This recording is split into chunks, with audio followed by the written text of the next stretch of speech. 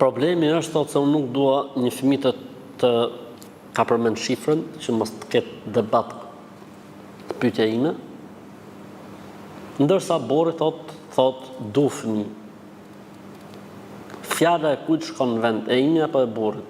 E burrit normalisht. Burri normalisht. Përderisa burri do fëmijë dhe ti duhet përshtatesh. Normalisht që duhet të ketë mirë kuptim, unë nuk po them që burri kërkoj fëmijë vit për vit për shembull.